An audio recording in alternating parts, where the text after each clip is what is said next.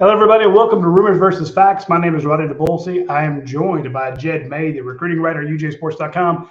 It has been a very busy week on the recruiting front, and we were going to try to distinguish between some of the rumors and some of the lies and some of the truths and some of the falsehoods and all the fun stuff about Georgia football recruiting.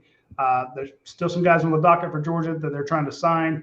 Still with the number one class in the nation. Georgia had a big miss earlier this a couple days ago. But then yesterday they picked up the number one all-purpose running back in the nation. Jed is here to break it down. We are here to answer your questions. So if you have a question, put it in the comment section. We will get to it. Of course, we're going to answer the questions from the Vault first. The Vault is the premier message board about Georgia recruiting. We have so many questions and so much information at UJSports.com. We had to split our message board, our site, into two message boards. One is the Vent. That's where we talk Georgia football. Rest of my recommendations, all sorts of crazy crap over at the UGAsports.com. And then we have the Vault, which is just for recruiting. So the only thing we talk in the Vault, it is busier than just about any other message board you'll ever see. And Jed is a big reason for that. He's constantly putting updates over there. So Jed, you can tip your hat, take a bow. You are the guy who's keeping that running. Also shout out to Trent Smallwood, Blaine Gilmer, and even Paul, the intern. So those guys do a good job as well. But check out the Vault for information. And of course, that is where our subscribers are. So we're going to answer their questions first. But if you have a question and you're watching this on Facebook, YouTube, LinkedIn, wherever, we're not on Twitch anymore. Or yeah, maybe we'll do Twitch one day and maybe TikTok. Send in your questions and we will get to it. First and foremost, Jed, and folks that listen where you're watching this from, we got to talk about KJ Bolden. I know a lot of Georgia fans were disappointed. You actually went to the ceremony. It was nuts. We've had 40,000 people do the watch along with us. So kind of give us an overview. I know you did it yesterday when we were doing the watch along for the commitment yesterday of Nate Frazier. But for people who missed that, kind of describe what you saw and kind of how it went down. Yeah, well, go back to this time a week ago, and we were on Rumors versus Facts, and we were talking about, this one's going to be wild all week, and, if we had to pick, it would be Georgia, but Florida State was involved, Auburn was involved, Ohio State was involved, and the week just went from there. Georgia had momentum at points, Florida State had it, Auburn had it, all throughout the week. Friday night into Saturday, by lunchtime Saturday, Roddy, sources were telling me, sources were telling you, sources were telling Dash that Georgia felt good about where it was with KJ Bolden. And then between the middle of the day and when he committed at 7:30, Florida State came in. They upped the NIL offer that they had on the table. And KJ Bolden picked up a Florida State hat off the table and put it on and committed to Florida State. So it's a miss. I mean, it's just like with the Caleb Downs last year and Justice Haynes. This is you can't spin it any other way. This is a miss. Now you can say, okay, Georgia, and Roddy, you've said this, Georgia has a point it's willing to go to with NIL for incoming freshmen. KJ Bolden is a guy that even went above and beyond that a little bit for, but at a certain point, you've got to stick to your guns and say, this has gotten too rich for our blood. And you were talking with some members of the UGA donor class and those kind of people, and they had all these, they had deals in mind for KJ Bolden if and when he came to Athens. But again, at a certain point, it gets to be too much. And I think that's what happened here. Florida State's getting a good player. KJ Bolden is a very good player. He's a 5-star for a reason. Very dynamic. He's going to be a safety, but could play offense as well. And now Georgia is going to have to look elsewhere if it wants to add a fourth defensive back to this class. Yeah, I think one of the reasons they went out of their comfort zone with the whole NIL thing, of course, Kirby Smart can't set that up, but the Classic City Collective, which is the, I won't say the fundraising arm, it's the arm of UGA. Coaches and schools can work with collectives, but the collectives are independent because they're basically just putting players in touch with people who want to be sponsors, basically who want to hire them. And the schools can't do it because then it becomes an inducement to signing. So they have to have that kind of buffer. But Kirby can say, hey, if you've got a guy lined up who's willing to pay $500,000 to this kid, I don't like that. That gives me bad locker room juju. If and you think about Georgia's seniors, a lot of those guys didn't have that kind of NIL thing coming in. I don't think NIL was available when Xavier Truss was signing. Mm-hmm. Maybe I'm wrong. It just doesn't seem like it's been around that long. So if you're the starting left tackle at Georgia, or it's just going to be a starting left guard, and your name is Xavier Truss, and you may have some deals now because people want you to be the face of their company, but everyone's in a bidding war for a freshman offensive lineman, a high school kid, and he comes in and he's making 6 times what you do, but you're the starter. That's going to lead to some locker room issues. Maybe that kid's not listening to you because, hell, I'm paid more than you, man. I don't have to listen to your crap. I'm the man. Look how much they paid me. They ain't paying you jack. That can happen, or it could just be resentment. Xavier Truss, not to say that he would, but one of your senior guys would be like, why should I teach you anything? Mm-hmm. You got all the answers, money bags. So it becomes an issue in the locker room, and Kirby Smart doesn't want that. Now, what he would like to do is say, hey, if you've got somebody willing to do $500,000 in NIL, give that to the guy that might go pro this year. Keep him around. Mm-hmm. Our proven starters. Keep the guy who's thinking about going in the transfer portal from transferring. Yeah, you took the words right out of my mouth. Or, hey, there's a guy in the transfer portal we know is a starter. His name's Dominic Lovett. He's the best wide receiver on that Missouri team. If he comes here, maybe he'll get a better deal. He wasn't getting paid a ton of money at Missouri, but Luther Burden, the freshman came in, was getting a crap ton. So, again, I don't know what Dominic's deal is or anything like that. I'm just saying that. So the point is, for people that, and we've got a lot of questions about this, why didn't Georgia just match what FSU did? Georgia had a level, and they matched Ohio State, they matched Auburn, they had FSU beat, and then FSU just went off the charts. Almost doubled what they did. And at some point, you're like, no, this is not how we like to do business. We hate to lose him, especially after losing Caleb Downs last year. That was a knockdown, drag-out fight, losing Caleb Downs and Justice Hayes. That's those two. Kirby wants to redo them, both of those. So this year, you try to get KJ Bolden, and it didn't happen. So, and just to put a bow on the KJ Bolden thing, Blaine has said this too. Every school is using NIL in every way imaginable, right? It's the Wild West. It's whatever. Georgia is no different, but Kirby Smart has taken the approach of, hey, like you said, we're going to use this on our older guys. We're going to use it as a roster retention tool more than anything. Yeah. And, they won 2 national titles, so it's hard to argue that it's not working. So that's how it's going to be. Obviously, NIL, there's so much down the line with regulation and congressional action and all that kind of stuff. But that's how Kirby Smart has established how Georgia's going to use it, and that's, I'm sure, how he's going to continue using it going forward. I want to point out 2 things in the Kirby Smart era that I'm sure you noticed because you're smarter than I am. When Kirby Smart first got here, that team looks nothing like his team looks now. Size, just absolute behemoths out there. Speed, they're faster. He's got some elite speed guys out there. Now, I remember covering Justin Scott Wesley and some guys who could absolutely fly, but at more than just one position. He's got inside linebackers who can torch it. He's got safeties who can zoom, track guys running at wide receiver. They're faster, they're bigger, they're in better shape. And the other thing that his teams have had is he doesn't talk about the physical attributes of his team a whole lot, even though that's what he recruits for. But he talks about the leadership, the locker room mentality. He's constantly pushing that leadership and that ownership of the team. And what he wants is guys who will call out other players. That's his number one priority, if you will. I need that Xavier Truss, that Cedric Van Pran, that Tate Radledge chewing the ass off of a freshman offensive lineman. I need them to do it, because if they care and they hold each other accountable, then you create a culture of winning. That's the most important thing to him. So not screwing with the locker room chemistry. It's a big deal. And a lot of people think of it just, well, I don't care about that. Get me a killer. Get me a thumper. Get me a speedster.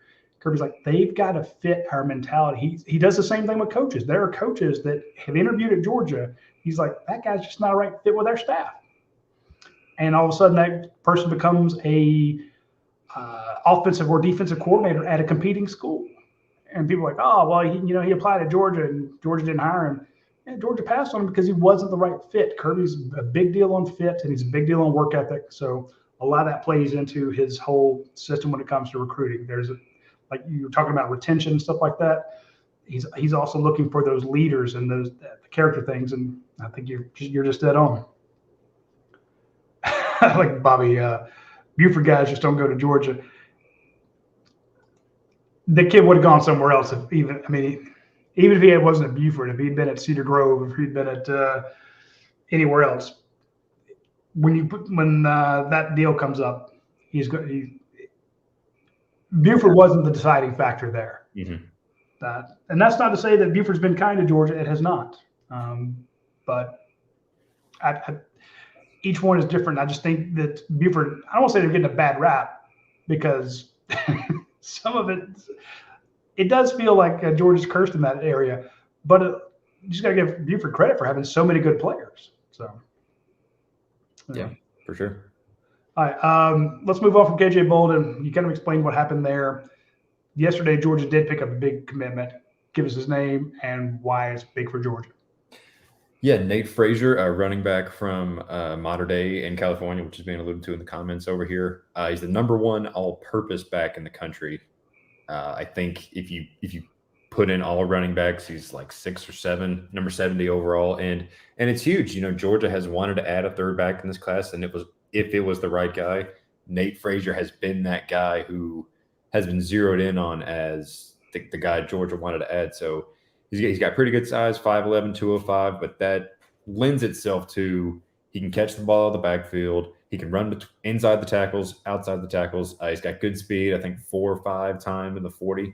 So not necessarily a burner, but solid speed there. And he plays at a winning program. He plays at a huge powerhouse program at Mater Dei out there, which y'all out there who follow high school football know that's some of the best football in the country played out there. So Georgia, he actually, we talked about this on the show yesterday. He took an unofficial visit in June.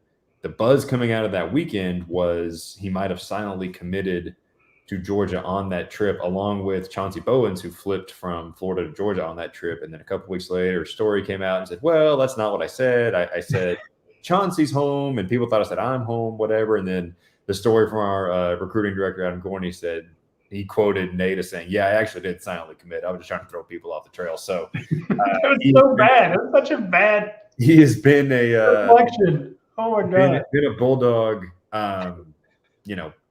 in reality for a couple months now. Went public with it, and if you add him, he's kind of the balanced back. Dwight Phillips is the burner. Chauncey Bowens is the thumper, and Nate Frazier is kind of the cross between the two. So all three of those guys together makes you one heck of a running back class for Dale McGee and company. I was trying to I need to look up that video of Chauncey Bowens deadlifting 635 pounds, feet together, no straps, no sumo style. And you talk about him being a thumper. And Kirby Smart loves that. He loves to get a thunder and lightning type guys, just that one absolute burner, one guy who goes between the tackles. And he was a man short last year. They got their thumper in Roderick Robinson, but they missed out on Justice Haynes. So I kind of feel like Nate Frazier is the Justice Haynes of last year. Just size-wise, all-purpose capabilities, good soft hands. Is that a reach for me? It's hard to say. You can say yes, dude. It's all right. I haven't seen Nate play, so yeah, you're full of shit, Ronnie. Yeah. But yeah, with the all-purpose capabilities for sure, and that's what you look at what Georgia's done on these national championship teams. 21 team, James Cook, phenomenal out of the backfield. Last year, Kenny McIntosh, phenomenal out of the backfield. So you need those guys if you're playing not spread offense, but if you're going to spread the field and exploit mismatches, these are the kind of guys you need in the backfield. And Dwight Phillips is a guy like that too. Dwight Phillips has got sub 4.3 speed in the 40-yard dash, so he's obviously a burner. But I think Nate Frazier is probably the most, complete all-around back that Georgia's got out of the three, just with his ability to kind of run it and catch it. I'm loving watching the clips of him. Just seems to have good vision, great balance. I mean, that's we have a show on Wednesday with No Show Moreno on there, and that was the first time that I just saw a guy with transcendent balance, because you just hit him and his hips would just sway out, or his shoulders go one way and he would just stay upright and keep running. And it's like, I thought I knocked him down. It's not going to happen. Watching Nate's clips there, and again, I don't know. I mean, I know that he plays on a good team. I'm not sure how good the teams he's playing are. And he's just killing these kids. So the acceleration, like I said, the soft hands.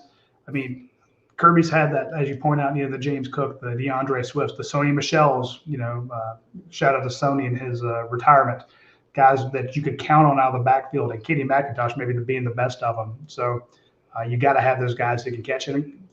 I'm just telling you, folks, I know a lot of people want to kind of pull their hair out when they think about Mike Bobo being the offensive coordinator. And I think that you're an idiot if you do that. And I've known Mike a long time. I covered him when he was in college. I've been doing this forever.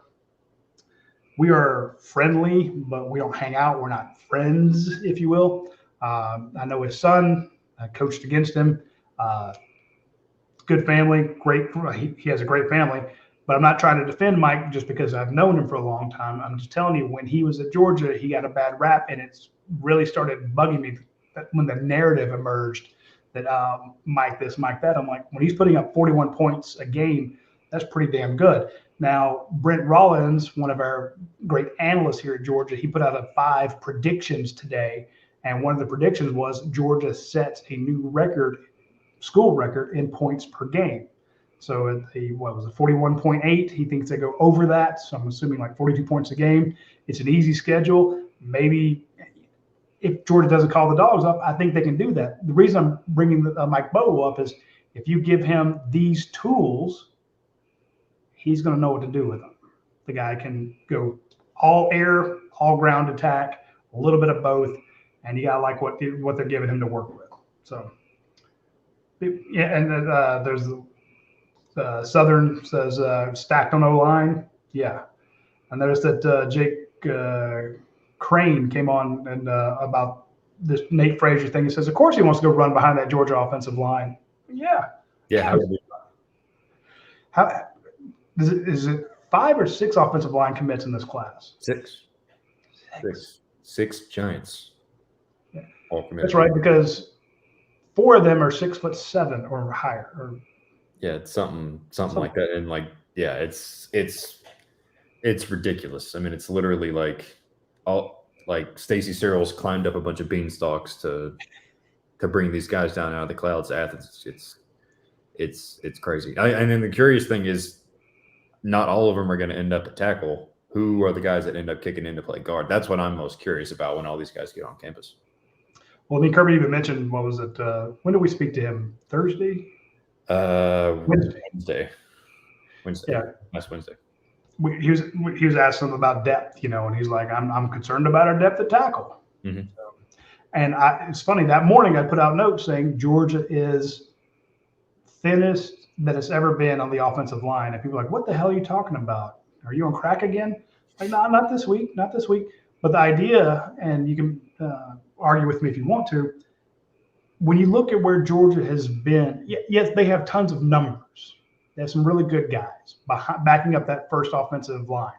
You still got, Micah Morris who's ready to jump in there. You got Fairchild. There's Austin Blaskey, guys who are ready to jump in and make it. But what have you had coming up to this year? Behind a lot of those starters, you had obvious NFL first-round picks. So behind Jamari Sawyer, you had Broderick Jones. Behind Warren McClendon, you had Amarius Mims. You had just guys, there was no question that they were going to be great at what they did. How many first-rounders do you have backing up this first-string offensive line? Yeah, I mean, you know what I'm saying? Depth-wise, there's bodies, but is there NFL guys? And the thing is that, that 2022 recruiting class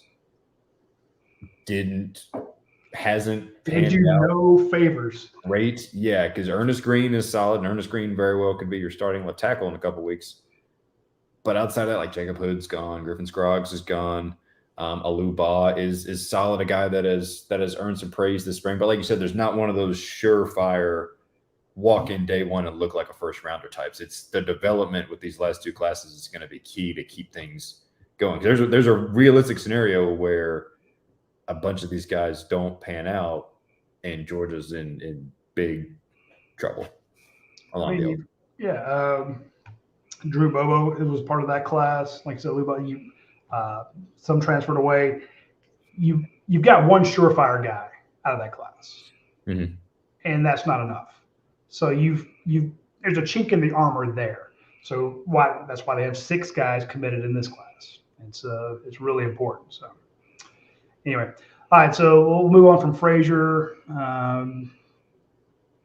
You put out the news recently that let's talk targets. So missed on one, got one.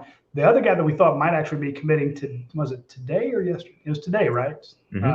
Was Williams-Winery, but he's actually going to do it August 14th. What's the latest on Williams-Winery, the number 3 player in the nation? Yeah, so it's shaping up to be one kind of like KJ Bolden's, honestly. It's depending on who, like some believe that it's Georgia and Missouri. Some feel it's Oklahoma and Missouri. Missouri is kind of the trendy hot team right now. They have Williams is an in-state Missouri kid. The NIL laws in the state of Missouri allow him to make NIL money while he's still in high school if he signs with an in-state school. So that's a plus. Oklahoma's got the long-standing relationships. They've been kind of the team that's around the longest. Georgia really got in this thing starting in January, February. Chidera Uzodiribe has done a great job building relationships. He took an official visit. He got on campus for a few hours right before the dead period, late in June. So Georgia's in it. The more I hear things and look and try to get the full picture of this thing, I honestly wouldn't be shocked. I think he's going to go to either Oklahoma or Missouri. Georgia's in it. They're trying hard. This is when we were talking about NIL earlier. This is a guy, and Roddy, you mentioned this in your notes after KJ Bolden committed to Florida State. This is a guy who some of those big money people could pivot to and say, this is a guy who we could start lining things up for. So, and he's at a position of not need a position that affects the game, right? He's right in. He's a passer. I mean, you look at these highlights. He's wrecking games out there. He is that. He's a badass Walker, game wrecker type. So he's deciding that poor right guard. Jesus, dude, quit. Again, I personally don't, as of 9:00 on Monday night, I do not believe it'll be Georgia. Now, could it be? Absolutely. I mean, the KJ Bolden's thing went back and forth a million times between over the last 5-6 days. So Georgia could be. I mean, Georgia's pitch is come to Athens, be developed, get NIL money, some NIL money while you're here, and then cash in with those, first round draft pick contracts, second contracts, you make all that stuff. So that's kind of where it is. Again, I would probably pick Oklahoma or Missouri today, but there's a week left and a lot can happen in a week. So, all right. So I have a good friend who covers Missouri, and he's pretty well connected out there. And let me tell you what he's heard Missouri is offering them stupid money. Yeah, and again, I mean, it's Missouri NIL. I'm not saying the coaches out there. That's just it. Well, and the thing is, because some people believe it's Oklahoma, Missouri, but if you look at this as if you're from Williams' perspective, it would make sense if you're limiting your final 3, say, to an quote an NIL choice. Missouri would make sense to be that choice because of the laws. You can stay home. It worked with Missouri and Luther Burden in that 22 class. So that's where I think logically it would make sense for it to be Missouri, the NIL choice, Georgia, the long-term development money choice. Obviously, Oklahoma is right in this thing. They have been for a long time. Their NIL package is strong as well. Brent Venables, obviously a defensive head coach who had a lot of success at Clemson. So I honestly don't know. My opinion is that he's going to Oklahoma or Missouri. But yeah, Oklahoma, talking to some folks out there, they do plan to come back with a better offer than what they had, but it's not going to touch what Missouri is going to do. And like you said, this is a kid who's not going to be an early enrollee. So, and it's the same thing we talked about with KJ Bolden. At a certain point, Georgia hits its. Not to say that Georgia doesn't have money, because obviously Georgia has it. It's just not how they like to allocate it. And with how I hate to use the term bidding war because that kind of has a negative connotation, but with the battle that's going on with Oklahoma, Missouri already, with still a week to go, I think if it's not already there, that price point is going to hit something that Kirby Smart and company are like, you know what, we're not going to. Georgia was here with KJ Bolden. They had to match Ohio State. Then Auburn came in over that. They had to match Auburn. They had to match FSU, and they matched FSU, and then FSU basically almost doubled it. And they're like, okay, this we're out. And now, and each one made them incredibly uncomfortable. That's not what they want to do, and they don't want it out there that that's what happened. Because if you're going to I don't say break the bank or make an exception for him, well, what's every other kid in the class going to say? Hey, break it for me too. So and if Georgia sells them, if they find the magic formula of saying, hey, this is what Georgia can do for you, these are the contracts you can get, then Georgia's got as good of a shot as anybody. Because you look at what Georgia's NFL, the production of sending guys to the NFL the past few years, it's not matched by Oklahoma or Missouri. So that's why they have the number one class now. Without going all in, there are kids in this class that I know were offered more money than what Georgia's NIL deals were, but they want to come because they want that development. They want that shot at the NFL. They know that just about every week over at UGA during the fall, there are NFL scouts walking through practice. And I want to make it clear too, because it sounds like, that we're, sticking up for Kirby and saying, oh, they would never. You are. I'm not. And yeah, right. This is, again, like I said earlier, everybody uses NIL. Georgia uses NIL. Texas, yes, they do. This isn't a Georgia is the high and mighty, the pure as new snow kind of thing. No. But this is the approach that Kirby Smart has taken to building his roster. Is we will say, hey, the reason you come to Georgia is you can make the money on the back end. Essentially. Right. Let me put it like this. Georgia has a very good deal for the 27 kids committed in their recruiting class. But KJ Bolden was the number 9 player in the country. Williams-Winery is the number 3 player in the country. That's not to say that they are just chasing money. But if you're in their family, you're like, well, here's a school offering double. It was the first school to offer you. It's your dream school. And if you got 2 schools neck and neck, well, hell, go with the one offering you double the money that is the one you want to go with right off the bat. Now you have Georgia and Missouri, 2 teams going back and forth, and Oklahoma. But if you're Williams-Winery and you're like, well, hell, they're going to give me a lot more money. It's the in-state school. The point being, we're giving a lot of, as you said, we're not trying to defend UGA. We're just trying to let you folks know what's actually going on. You're in a battle for the 2 of the top 10 players in the nation, and there are competing interests. And let's say the deal was $100,000 for everybody in the 2027 class, or in the 27 commits. And then you get to one of these guys and they're like, well, we want $300,000 because that's what so-and-so is offering. You're like, good luck, buddy. Hey, we love you. If you ever need us, we're here for you. We'll root for you. But Georgia's not. It's not going to matter in every case, but in some cases it will. And in these 2, I think it does matter. Or it's part of the calculus into these decisions. All right, so August 14th, Newari will make his decision. 3 teams in it. I know Oklahoma is going to try to catch up with what Missouri is, but my Missouri guy tells me that right now it's a done deal. Now, it was a done deal for KJ Bolden, too. He told Georgia he was coming the night before he made his decision. He told him that morning he was coming. And then around 12, 1 o'clock, things changed. So that is how it goes down. All right. So who's next? After Williams-Winery, who's next? So a couple of guys actually just today kind of gave some clarity to their timelines. Inside linebacker Chris Cole confirmed with us he's committing on September 10th.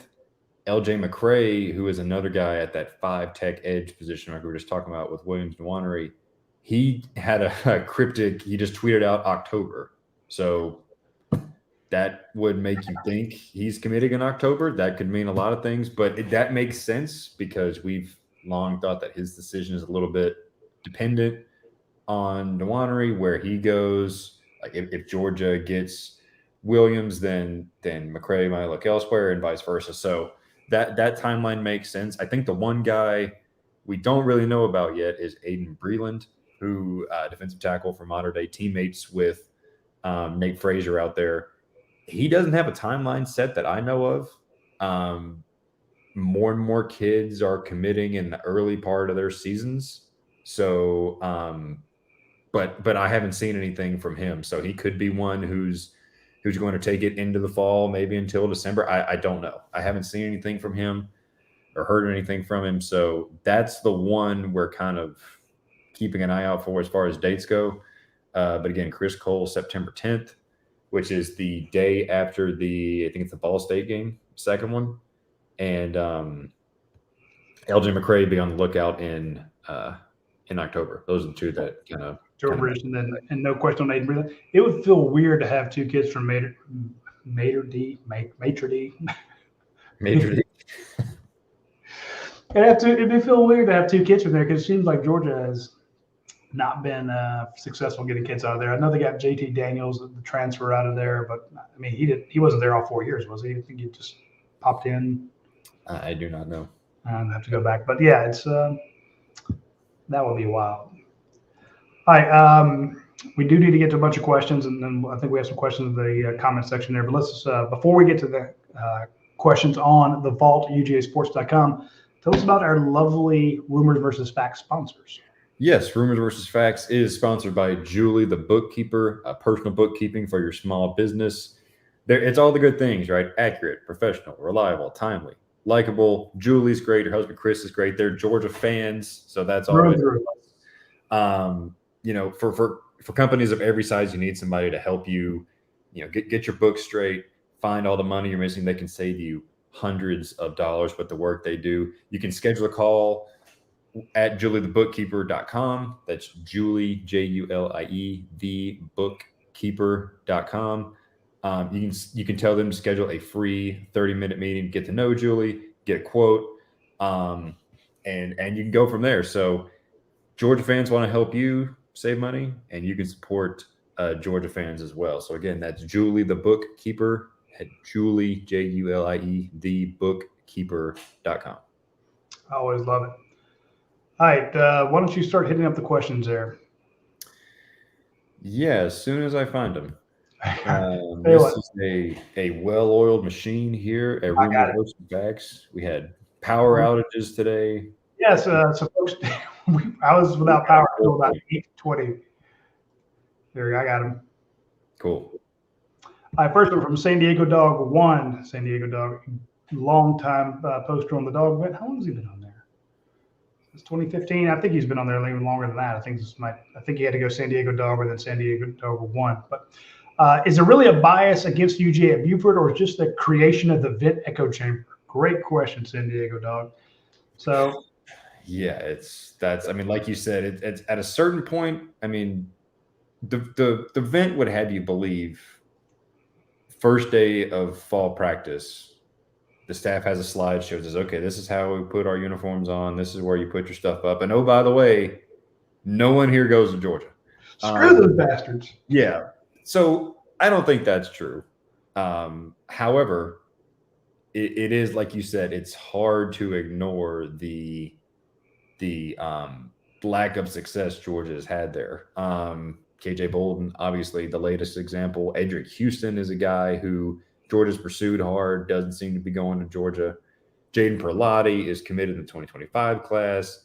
he seems to be trending away. So I don't know, man. I mean, I think it's hard to say it's just a coincidence, just because you would think at some point you would fall into a Buford recruit on accident. But at the same time, like I don't know what the infrastructure, I guess, of a bias against Georgia would be, unless it's just, I mean, Roddy, it's Gwinnett County is I don't know, transient, I guess. Like there's a lot of families from out of state, and it's a different demographic than the guys like Dejan Edwards who come from South Georgia. It's not a bad thing. It's just, I think people assume if you're an hour or whatever away from Athens, it's one of those communities where everybody's a Georgia fan. Everyone's got the Georgia flag outside their house. And that's just not really how Metro Atlanta as a whole is. Not just Buford, but all of Metro Atlanta. So whereas South Georgia is a little more like that. So I don't know. You also have that in Warner Robins, and you can have that Troop County where you've got people coming in for the military bases and such, and they're like, hey, I spent my first 8 years in Texas, so yeah, you're a top 100 kid, but maybe you've only been in Georgia for 3 years, so you just don't have that. The family's not all Georgia all the time. Yeah, I mean, and again, I don't think I honestly don't know. I mean, I've done this job 2 years, and it's very interesting just watching that dynamic because all the kids there, they speak highly of Georgia. They say, hey, position coach X is my guy. I love him. He's great. And then it gets down to it, and they're ending up elsewhere. So it could be a situation where sometimes it's just, I don't want to say, it could be a fad, and I'm going to disprove that in just a second. But the idea of, well, hey, we are Buford, we are a powerhouse, we have all these D1 guys here.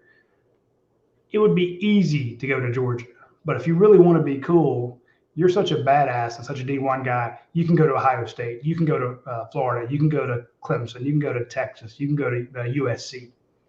It's like, well, and Georgia. It's almost like Georgia's a plan B, because it'd be easy if you're from Buford to go there. And Georgia, from their perspective, they are aware of this. When you talk to the KJ Boldens, the Edric Houstons, they say, yeah, Georgia tells us you can be the first Buford kid to come here. You can start something. You can be the trendsetter. So Georgia's aware of it. I don't know that they believe it's a curse or whatever, but it is a trend that has been noticed. And Montgomery Van Gorder on staff is a Buford alum, and he sells that to these kids. Hey, break the mold, be your own guy, come to Georgia. Obviously, that worked with KJ Bolden. It works with Jaden Perlotti to land his commitment. Is it going to work to sign Jaden Perlotti? That's kind of the question right now. So, Buford. It's the dynamic, especially on the vault the last couple of days. Talking about Buford is very, very interesting. Yeah. You said you've been doing it 2 years. I've been doing this, at least recruiting, since 2007. So I've seen a lot. I remember going to Buford to see Jess Simpson. And I'm like, hey, coach, after practice, I'd like to interview some of your players. He got mad at me. Like, a bunch of curse words. I'm like, what the shit, dude? I'm here to promote your players. Some of these guys that people don't know about them, I'm going to interview them.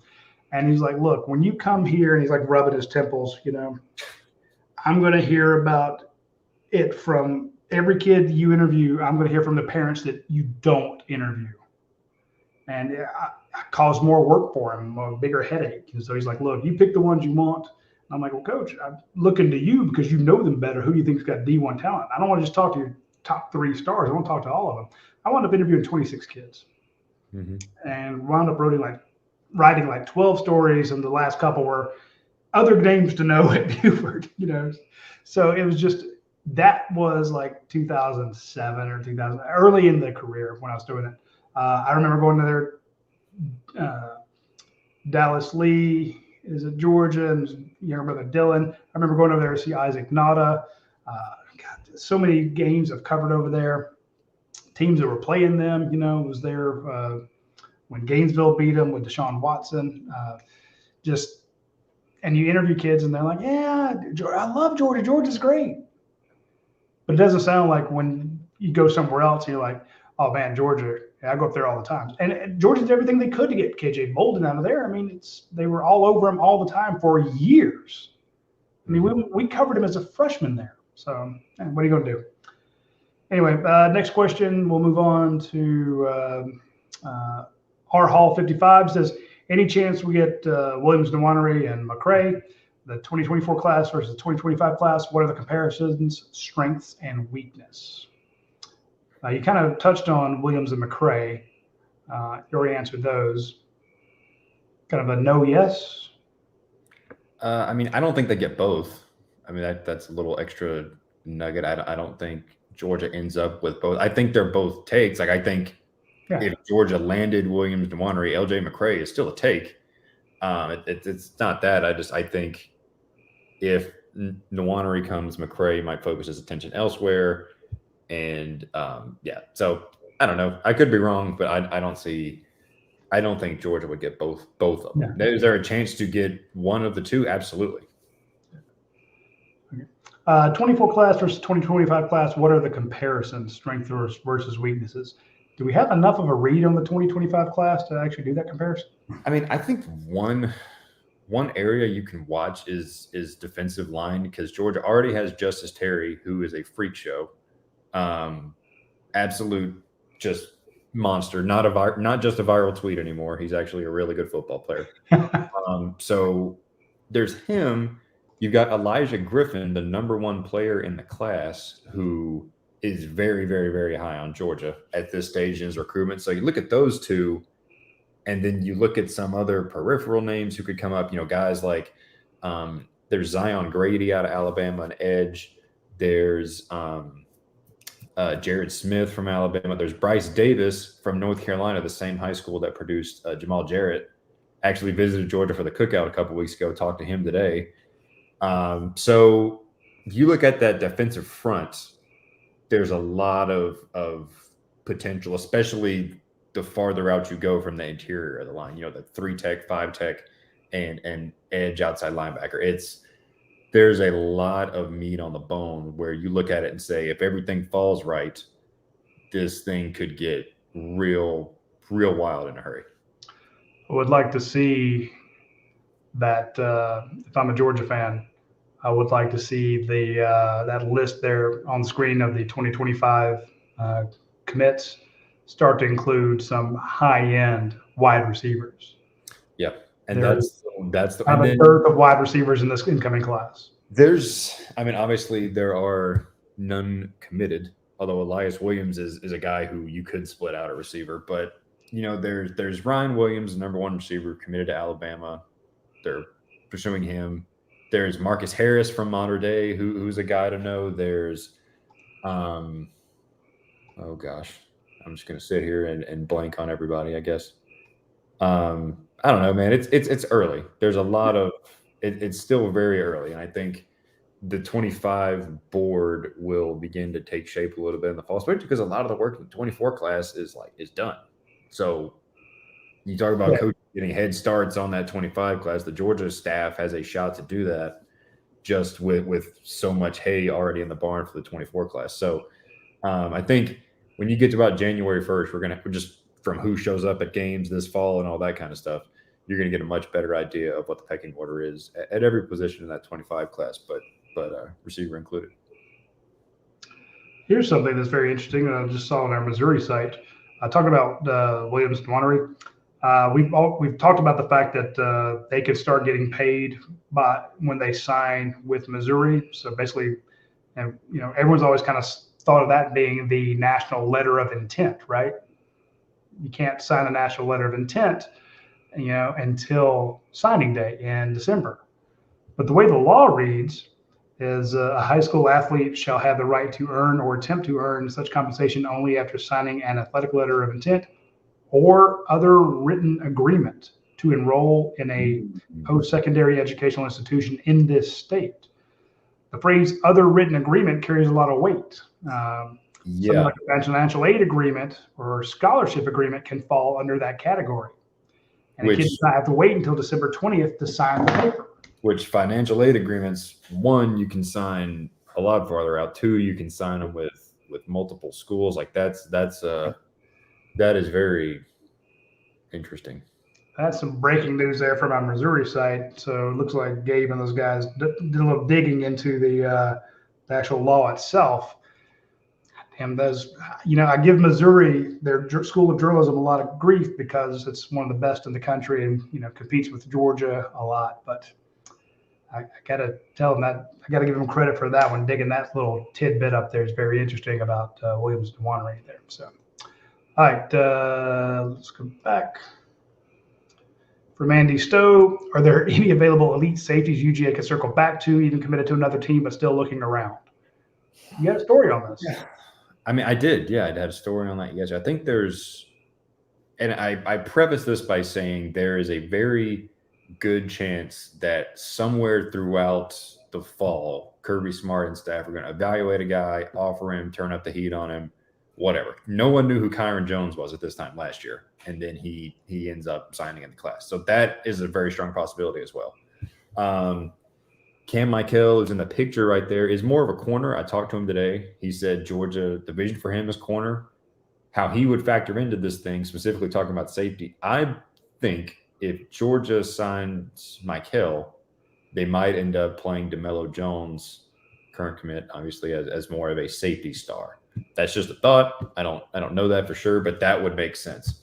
Xavier Filsaime right there is committed. Yeah, Michael is not a big dude. No, he's not. He's exactly. So that would make sense. Xavier Filsaime committed to Florida since April. Georgia was interested in him. They were in his top group. He's been committed to Florida for 4 months now. He had an official visit scheduled to Athens and canceled it. So Georgia still has that in its back pocket. The question is, can you convince him to give you a shot, basically? Can you get the time of day with him? Can you start making inroads? Can you get him on campus? That would be the big movement there if Georgia can get him back on campus. Same with Zaquan Patterson there from South Florida. He had interest in Georgia earlier on in this cycle, but Georgia was more focused on Peyton Woodyard, KJ Bolden, obviously. And so he's moved on. He's got a top 5. It's Ohio State, Michigan, Florida State, Miami, and Auburn. Auburn. There you go. So could Georgia get back in it with him? Maybe. I personally might think the ship might have sailed on that one. But you never know. And then Marcellus Barnes, Georgia offered him in the spring, and he was all excited. He was like, me and Coach Fran said I could fit well in the defense. He was very excited about it, and has committed to Virginia Tech. You wonder if Georgia turns up the heat on him now. Do they wait until later in the fall, get some current game film to make those decisions? He's a name that is worth monitoring, I guess, just as a guy who holds an offer, has visited Athens, that kind of stuff. So those are the ones. But again, I think it's if you told me you can have those 4 or the field, a guy who comes out of nowhere after the staff evaluates in this fall, I'd probably take the field, just because that's something that Martin Company have made a habit, especially with only a few spots left in this 24 class. That gives your defensive back staff, especially, more time to, essentially, hey, we're going to comb the country and try to find somebody standing out on film. So, but again, those guys are worth monitoring too. So if y'all see a good safety out there, let the coaches know. Whoever starts showing up on campus is going to be, who starts shooting up the board there. All right, let's go back to the questions. We'll go to Space Pope 3. Space Pope. Does Georgia shift Bolden's NIL money to Winery or Breland? Yeah, I mean, I think that's definitely possible. I mean, that would make sense, right? If you are a guy who's saying, I want KJ Bolden to be the face of my whatever, Winery is kind of the next target at a premium position, pass rusher, right? So I think that would make sense. Yes, but it won't be enough. Next question, Pine Tree 1. Jed, do you think Michael, McCray, and Cole are properly rated or underrated? Well, As loyal Rumors versus Facts watchers know, I am responsible for every Rivals ranking decision in the class. So all of these decisions fall on me. I think Chris Cole got a great jump. He's about 150-ish in the country right now. Yep. He has exploded since the spring. Obviously, he hasn't had any game tape since then. But has put on a bunch of weight. He's still got the athleticism. I think he's a guy who could even shoot up into the top 100 depending on how he looks this fall. McCray and Michael are both ranked outside the top 250. I think those are guys who, Michael, because he's kind of not necessarily a tweener. He's not the super crazy long corner where he does have good speed. He's from South Georgia, so he's tough.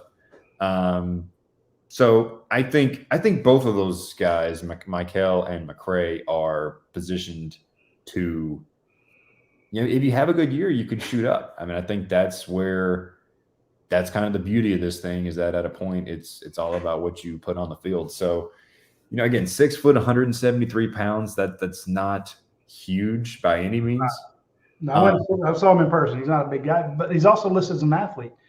Now, if he would spend all his time at cornerback, then maybe he moves up on the cornerback rankings and spend all his time at wide receiver or whatever. Right, and that's can hurt you sometimes in the rankings. Everyone besides Georgia is recruiting Michael as a receiver, is what he has said at some point. So, again, if Georgia's recruiting him as a receiver and you think, okay, 6 foot, 175 pounds, that sounds like a slot receiver to me. But if Georgia's looking at him from a corner's perspective, that seems a little small to play corner. But again, he's got 3 months of high school left. If he early enrolls and be on campus in January, and that's when you can pack on the pounds. So it's not a huge deal. I think they're pretty fairly rated, but they both, McCray and Michael, both got the chance to move up good senior years. All right. Speaking of McCray, from Big Dog, he says, does 4-star defensive lineman LJ McCray currently have a commitment timeline? Do you think he'll be part of the class? You kind of touched on that one earlier, but give him a recap for Big Dog. Yeah, it looks like October. I mean, these kids today with the cryptic tweets and the whatever. I mean, that could be his birthday. Yeah. But for now, let's work with the assumption he's committing in October. I don't want to go on a limb and say he will or won't be in the class. What I will say, my opinion, he's got a better chance of ending up in the class than Winery, in my opinion. I think it's more likely Georgia gets McCray than Winery right now. Oh, very fair. All right, for this next question, I think it's a pretty good one. It's from CBuck11. Should fans be worried about losing top-ranked players in the state of Georgia in consecutive years? And I'm going to say, I'll answer this one first, and you can jump in. No, they should not be worried about it. I know that sounds stupid, but let's make 2 important caveats here. One, we're the ones doing the rankings. Georgia's rankings may be completely different. Right. And I'm not trying to crap on Rivals. I've worked here for many, many years. I believe in our rankings. I know we have the best rankings in the industry. I've talked to NFL guys. They also believe that. College guys believe the same thing. Some think other places have the better rankings. That's very fair. You can go wherever you want. But remember, it's a group of guys trying to rank guys on stuff that's really hard to do because you don't know how they're going to turn out later on. Sometimes we've been dead on. Sometimes we've been completely wrong. It just goes back and forth. So don't let our rankings determine how, if that's good or bad for Georgia. Now, a lot of times we are right on with what Georgia's looking at. And when they miss on a kid like a KJ Bolden, a Justice Haynes, guys like that, yeah, it sucks. When they miss on Caleb Downs, they're mad about it. They don't want that to happen. But if you look right now, I'm bringing up the list here of where Georgia's going. So we got Virginia, 3 from Texas, 1 from New York, 2 from New Jersey, 1 from North Carolina, Missouri, Indiana, Illinois, Iowa. Georgia's 1, 2, 3, 4, 5, 6, 7, 8, 9. 9 guys out of 27 from committed guys from the state of Georgia. Technically, it's 8 because one of them is Dylan Raiola, who just transferred into Buford. So 8 guys out of 27 commits are from the state of Georgia. And you go, wow, shouldn't we lock down the borders? Now, when you're pulling three kids out of Florida, a quarterback out of Connecticut, and 2 players out of California. In other words, when we would go to the Corky Kell 7-on-7, the Corky Kell Classics, the kickoff classics, events like that, in the olden days, in the Mark Richt days, you would go talk to 16, 17 kids that Georgia was recruiting. Now we've skipped a lot of those classics, those 7-on-7s, because there's only like 2 or 3 guys there to talk to, and we've probably already spoken to them previously. So Georgia's taken you can lock down the border and get good players, or you can lock down the whole damn country and get great players. Yeah, I mean that's my perspective, right? Is as long as you're getting the best players at each position. I mean,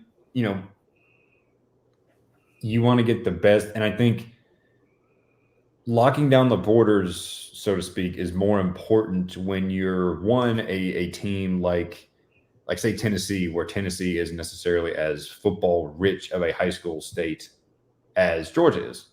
Or 2, it's when you're a team that isn't necessarily a national brand, national power, whatever. And Georgia has been a national brand, but now Kirby Smart and company can walk into living rooms coast to coast and slap some rings down on the table and say, come be a part of the next wave of this. So is it a concern? I mean, no, it is kind of weird the past couple cycles, but I mean, you look at next year, Justice Terry is committed. Elias Williams is committed. Elijah Griffin, the number 1 player in the country, is strongly considering Georgia. Usman Chroma is a guy from Lee County, one of the top players in the state, heavily considering Georgia. Cortez Smith, an in-state guy. I mean, the state of Georgia is littered with talent every year when you look through the Rivals 250. So it's a, I don't know, it's a quirk, I guess. It's weird. I'm sure Kirby Smart and his coaches don't love the optics of it. And the thing about it, too, especially last year, there were a lot of guys in the top 10 that Georgia didn't heavily pursue. And that's like you said, they've got their own rankings. Georgia went hard after Caleb Downs. It went hard after Justice Haynes. Went pretty hard after Vic Burley. And then, but a little farther on down that list, there were guys who Georgia just didn't pursue super hard because they had other guys on the board. The Georgia coaching staff makes their board at each position of guys they want the most, whether they live in Georgia or in Guam, right? I mean, that's just they got an Australian punter. Exactly. So, to your point there, I don't mean to cut you off, but I want to show the starting depth chart for Georgia right now. You see it on screen. Carson Beck. Where's he from? Oh, yeah, Jackson. He's from Florida. Kendall Milton from California. Ernest Green. Oh, I don't think he was a Georgia kid, was he? California. Yeah, I'm just saying. Xavier Truss. What did he have?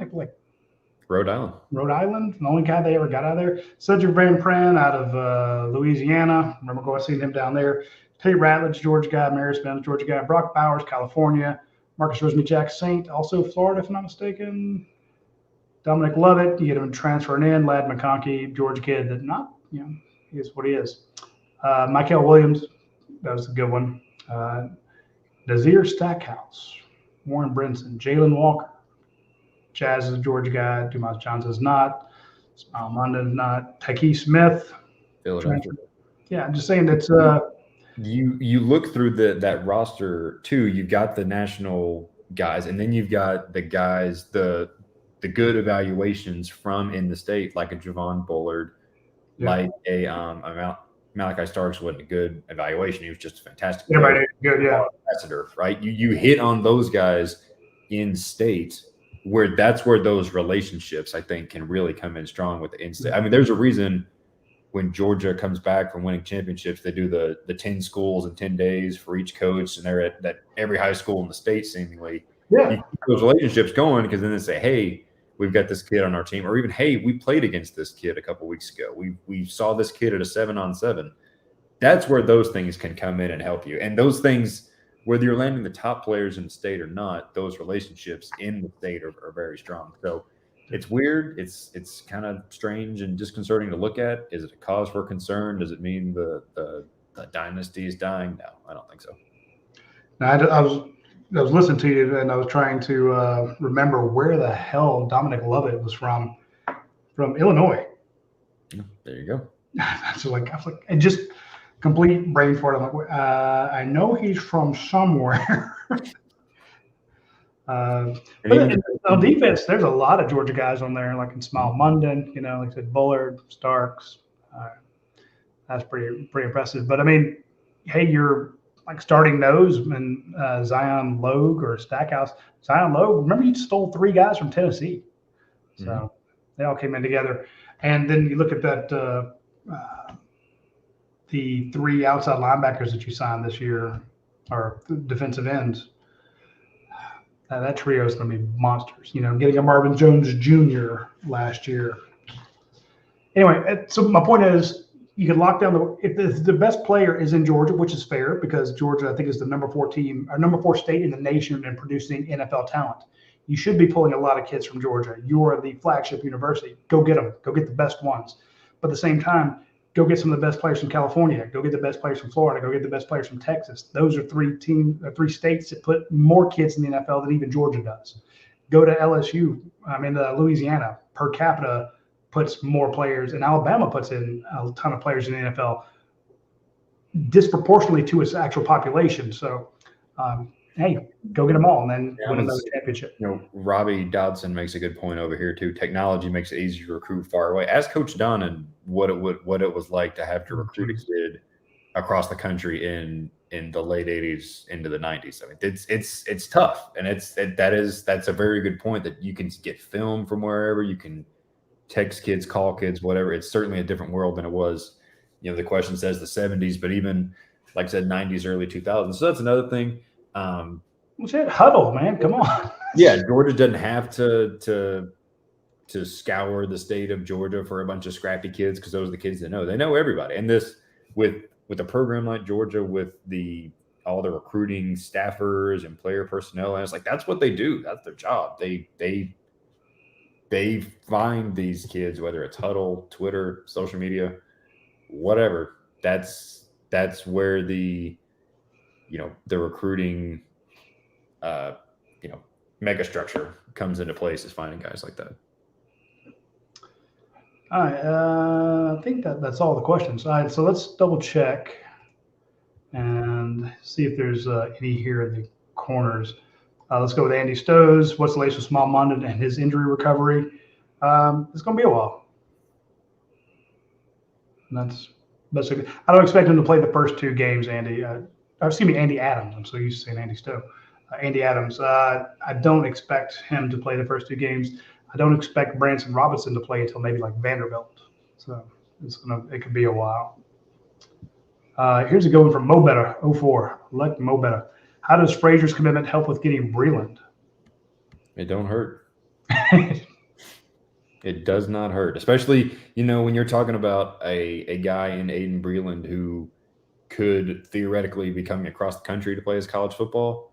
It certainly doesn't hurt to have a familiar face there on campus. It is tough. Isn't Cash Jones from out that way? Like Texas. From Texas, yeah. So it's just that's also another thing that helps you if you can lock down the state. You don't have guys that get real bad. I won't say separation anxiety, but they get homesick. And it's really tough to come out here. And I'll give guys like Kendall Milton, JT Daniels, guys like that who came out, especially the guy hit with COVID, and you had to stay on campus forever, and you couldn't go home, and it's just a nightmare. All the out-of-state guys, Truss is one of them as well, who came to Georgia and basically got stuck there during the COVID era, the COVID year and a half or whatever. Shout out to those guys for sticking it out and not just losing their damn minds. That's tough to be away from your family with all that stuff going on. So, sorry, I mentioned Jeff Simpson earlier. The dog father. Y'all follow him on TikTok when you get a chance. He's always putting out funny stuff. I'd love to have him on our channel, but he is a fan, a huge dog fan, And I feel like if we had him on our channel, had him on the show here, it would look like we're coming across as a fanboy site.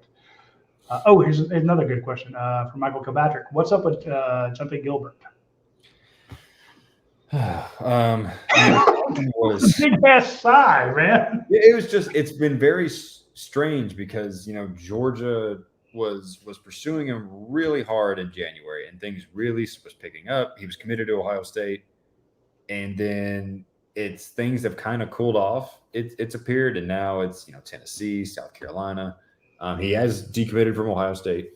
That was a couple weeks ago, but I don't know. I don't think Jonte Gilbert will be in the class. I just think Georgia's got other guys higher on that safety board, starting with DJ Pickett down in Zephyr Hills, Florida. So, he's an in-state kid, and he's obviously someone the staff is going to continue to monitor and recruit. But I don't see. I would watch Tennessee or South Carolina right now with Jonte Gilbert. Again, I don't think he's as high on, like you said, not as high on Georgia's board. There's been a lot of ebbs and flows in that one, throughout the spring and the summer. And I think where we're at right now is like you said, he's a little bit down Georgia's board, and I'd bet he ends up elsewhere.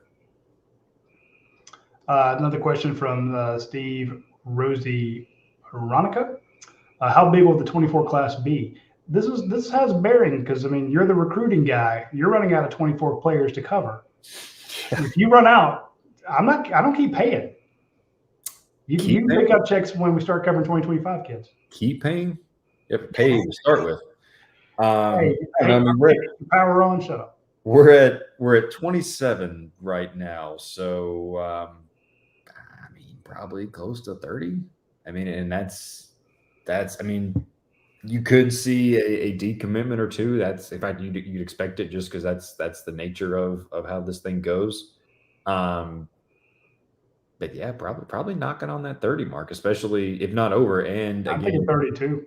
Whether I don't know if this is including transfer portal guys or not as part of this number, but there's going to be scholarships, manufactured one way or another for potential transfer guys. So yeah, it's going to be around 30 for sure, at least.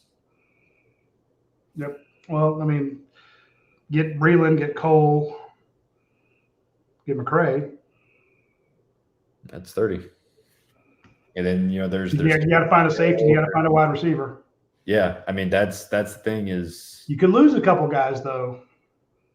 Mm-hmm. That also happens every time, especially if these guys have a crappy senior year. Mm-hmm. I'll say Georgia won't cut them, but Georgia will tell them, "Hey, we're going to honor your scholarship offer. You can come here, but I can tell you, the way you've developed, you will find more playing time at another school. We offered it. We took your commitment. You can come, but you're going to be holding up practice dummies. We've seen your senior development. It's just not where we think you should be. You either didn't get the speed or get the weight or whatever it is. And so and you've done this. You've been doing it 2 years. How many times has a player told you, Dale McGee is very honest with me. Glenn Schumann is very honest with me. Mel Tucker was very honest with me. Todd Harley was very honest with me. They don't pull punches here. Well, the perfect example, we talked about Zaquan Patterson earlier. Georgia communicated to him, "Hey, you are third on our safety board. We're focusing on Peyton Woodyard and KJ Bolden." And so that's why I say, and some kids, and I don't know Zaquan, but some kids say, "All right, fine, I'm going to focus on other," and go to love who loves you, that kind of stuff. And some guys are more open to being revisited down the road. It all depends on the kid. So, but yeah, like you said, Georgia is Ryan Puglisi said during the whole Dylan Raiola recruitment saga after he decommitted from Ohio State, Georgia communicated to him they wanted to add another quarterback. You got 3 running backs in this class. You can't do that if you're lying to them. Exactly. So anyway, the dog father again, folks, y'all subscribe to him on TikTok if you're on TikTok. I know some of you don't like TikTok, but I'm telling you, it's a pretty cool thing. We're on there. Subscribe to us as well. He's only has us 16 times more subscribers than we do. Jerk. He says, let me ask that again. Do we have a QB on the roster? You got 3 good QBs. You do not have 1 great QB. That's just my take. Kirby mentioned a couple times in the press conference last week, he was asked a lot about quarterbacks, and he mentioned, I think on 2 different instances, QB played like we had last year. He knows what he had last year. He had at most of the time pretty damn good quarterback play, and he has that potential in Carson Beck. He has the potential in Brock Vandegrift. He has that potential in Gunnar Stockton. He hasn't seen it yet. So to me, I'm not going to say any of those guys are great quarterbacks until we actually see them do it, and do it when there's pressure. I predicted Georgia would go 12-0 recently. Actually, I predicted they go 15-0. And you know that's not me. I'm in months a night in my darkest bones. I always worry that something can happen. When it comes to this schedule Georgia faces, I expect them to go 12-0. The only slip up I can see Georgia facing, and I don't see another team out there that could really knock them off their perch right now, is one of these quarterbacks getting tight in a big game. Mm-hmm. I think they're going to face any real pressure until the SEC championship, until that playoff game.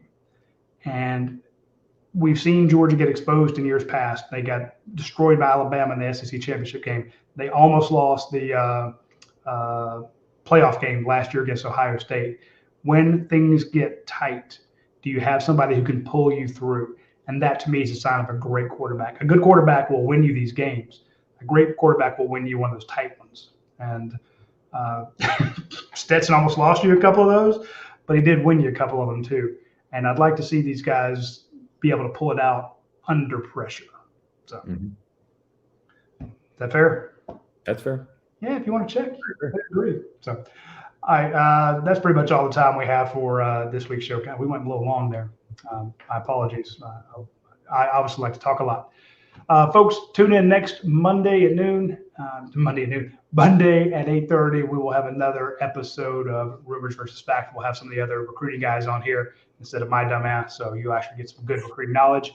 And we'll give Jed a break. Jed's been on YouTube so much lately. I live on YouTube now, dude. He's wearing. I've come so far in 2 years. Tomorrow, we normally have a show on Tuesday at noon. We're going to have to move that to Wednesday because tomorrow at noon we get to speak to Glenn Schumann and Todd Hartley. And then we get some practice availability about 2:45 tomorrow. So tune in tomorrow, this same channel. Right after we speak to those coaches, we will have videos of them posted here that you can watch and see what Glenn Schumann and Todd Hartley have to say about their teams. Until then, we'll see you later.